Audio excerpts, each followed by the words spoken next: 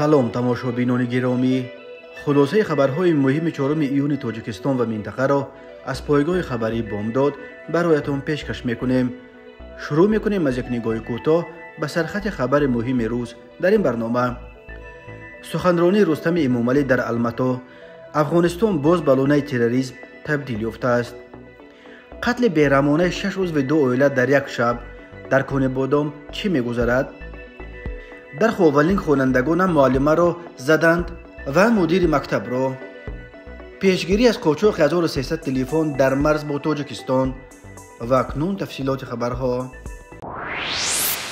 افغانستان دیگر باره به لانه تروریسم و منبع تهدید به امنیت مرزهای جنوبی آدکبه تبدیل یافته است. اظهار داشته است رئیس مجلس ملی مجلس بالای پارلمان تاجیکستان و شهردار دوشنبه رستم امامعلی روز 3 ایون سال 2024 در سخنرانیش در مجلس مجمع پارلمان پیمان امنیت دست جمعی آدکبه در شهر الماتا ویدیو سخنرانی او در تلگرام کانال رستم امامعلی نشر شده است. رستم امامعلی در سخنرانیش از جمله گفت: ما تهدیدهای احتمالی در مرزهای جنوبی سازمان را که از قلمرو افغانستان به ما همسایه برمیآید نادیده گرفته نمیتوانیم. وضع کنونی در این کشور به سبب یک سلسله عامل‌ها مرکب باقی میماند و متاسفانه ما یگان پیشرفت واقعی و بهبودی را نمیبینیم. افغانستان دیگر باره به لانه تروریسم تبدیل یافته است و دهها گروه‌های تروریستی و افراطی جای پای خود را در قلمرو آن مستحکم کرده ایستادند. رستم امامعلی از جمله به افزایش تولید مواد مخدر از جمله نوع‌های سنتتیکی این وبای عصر در افغانستان تاکید کرد. قرار معلوم یک بخش این مواد مخدر از افغانستان به طور قاچاقی به بازارهای سیاه شمال سیاره اساساً به روسیه انتقال داده می شود. اما به عقیده رستم امامعلی تنها مواد مخدر نیست که از افغانستان میخواهند به قلمرو آدکبه انتقال بدهند. خطر از افغانستان به کشورهای ما انتقال دادن ایدئولوژی خرابی‌آور تندگرایی دینی می‌افزاید.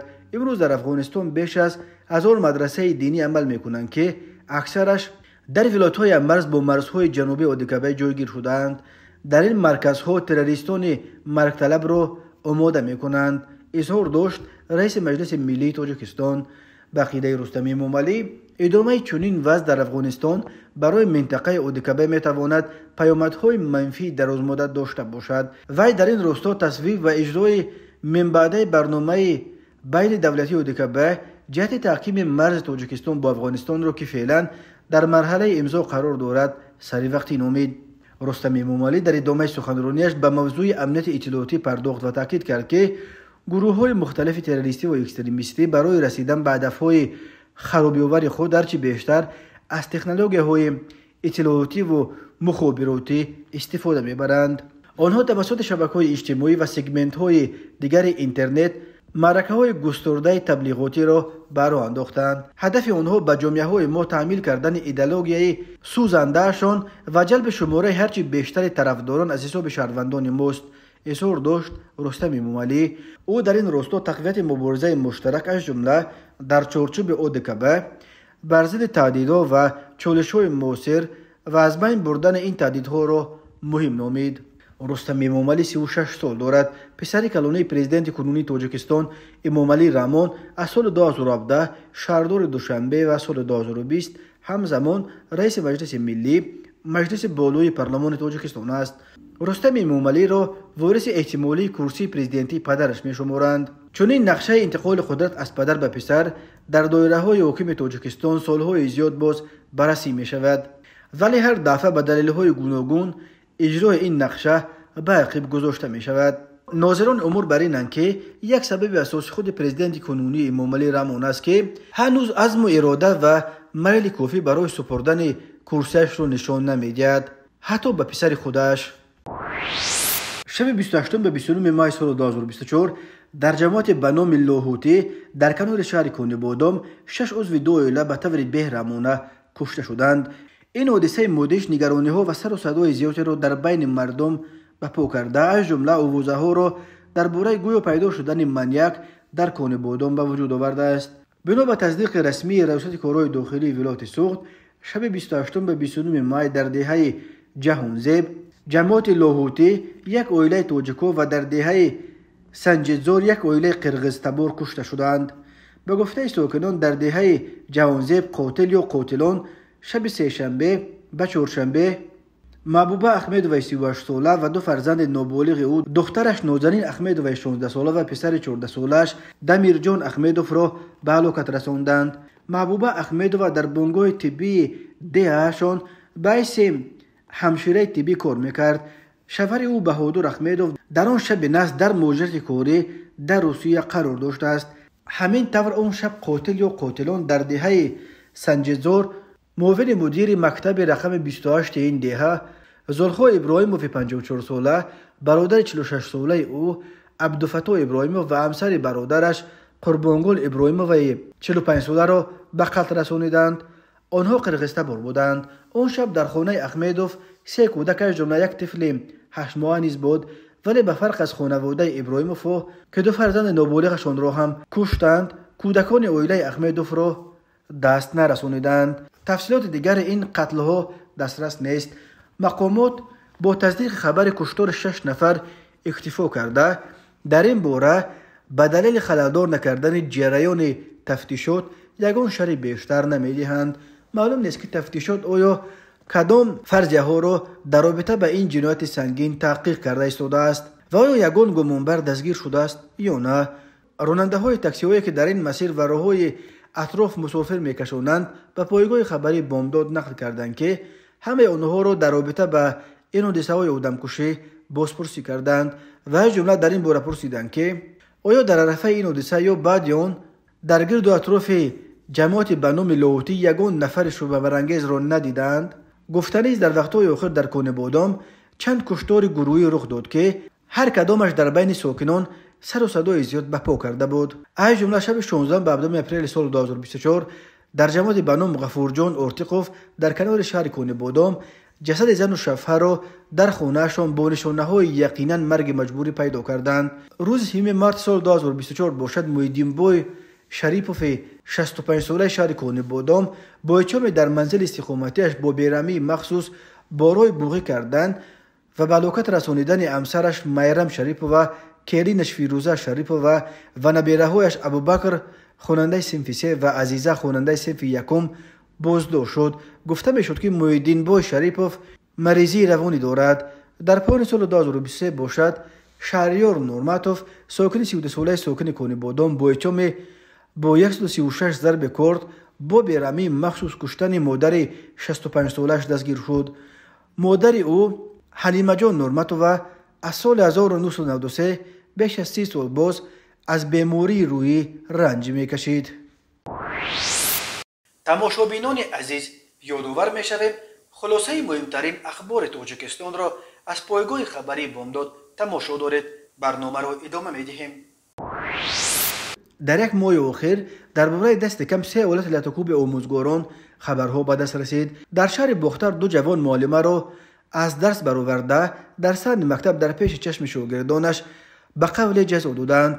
اما در مکتب میانه رقم 5 نویه خوولینگ در 2 حادثه علاوه یک خواننده صنف 11 به سر معلمه دست برداشته است و یک همصنف او به سر مدیر یا دیرکتور مکتب. وزارت کارهای داخلی در رابطه با این قضیه ها پرونده های جنایی شده است.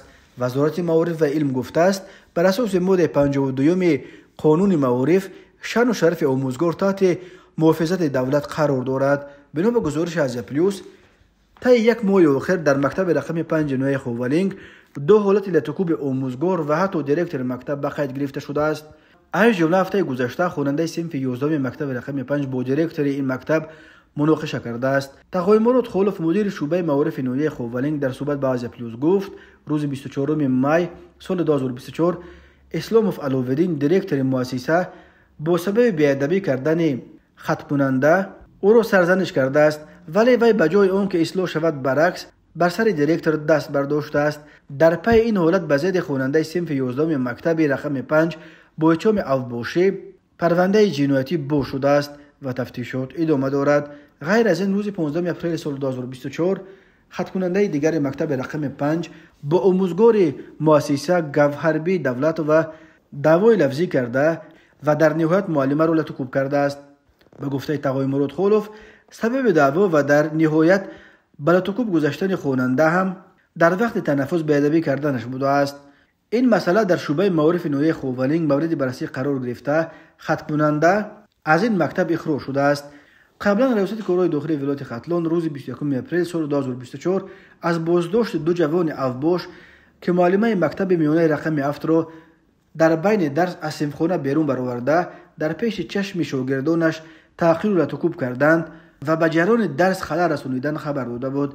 بنا به اطلاع ملیس ختلان، شهروندان دوستانوف قاسم سال 2002 ساکن کوچه ولیزاده شهر بختر پیش به عنوان 237 قسم 2 کودکس جنایتی جمهوری تاجیکستان با جرم افباشی زندانی شده است.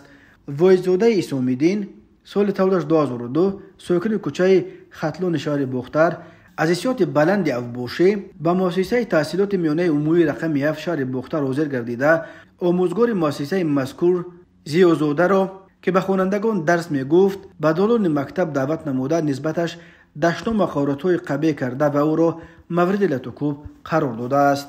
وابسته به حالت مذکور نسبت به دستگیر شدگان قاسم دوستان و اسام‌الدین وایزاده بر اساس ماده 237 کودکس جنایتی جمهوری تاجیکستان با اتهام افباشی پرونده جنایتی آغاز گردیده آنها به حبس پیشکی گرفته شدند. بعد از گیر شدگان بر اساس ماده 237 همچون جزا از 2 تا 7 سال زندان تهدید میکند.